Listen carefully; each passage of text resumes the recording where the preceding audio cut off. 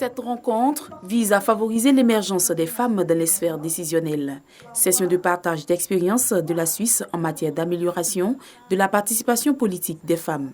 Une rencontre qui a valeur de symbole pour l'ambassadrice de la Confédération suisse en Côte d'Ivoire. On a montré un film qui se déroule dans un village, donc dans une population rurale, et ça a valeur d'exemple de ce qui s'est passé il y a 50 ans en Suisse. Ça fait 50 ans exactement qu'on a commémoré les droits de vote des femmes, le suffrage féminin. Ce film, d'après les réactions dans la salle, a beaucoup parlé aux gens parce que c'est des situations de la vie quotidienne qui sont dépeintes. On voit que la femme, à la base, dans sa famille, dans son village, elle peut faire bouger les choses.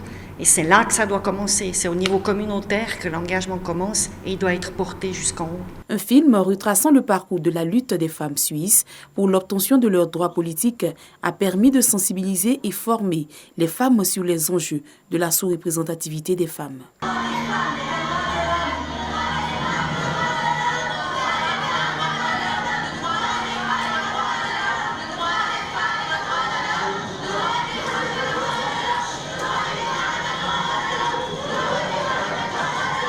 Après des décennies de lutte, les Suissesses ont pu obtenir 38% des sièges au Parlement.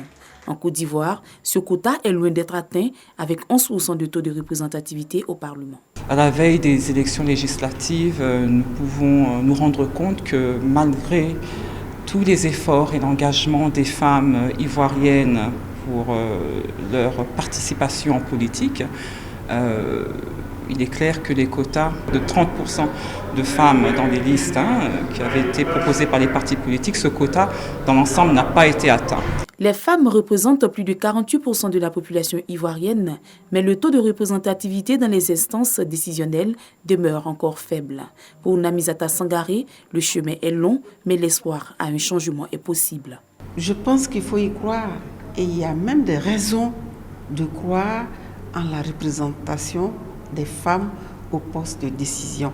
Pour la simple raison que la Côte d'Ivoire a adopté librement une législation à l'effet d'accroître les chances des femmes au poste de décision. La Côte d'Ivoire a ratifié tous les instruments internationaux pertinents qui parlent de représentation des femmes aux instances de décision. Et donc, il suffira pour nous de les appliquer. Un panel a également meublé cette rencontre. « 350 veuves venues de toutes les communes du district d'Abidjan réceptionnent des kits alimentaires et des bouquets de roses, emblème de la passion.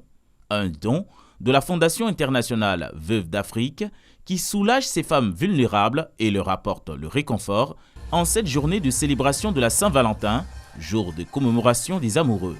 Le décès du conjoint est souvent source de difficultés pour ces femmes. La femme veuve, depuis la mort de la mari, elle ramasse des sachets dans la poubelle.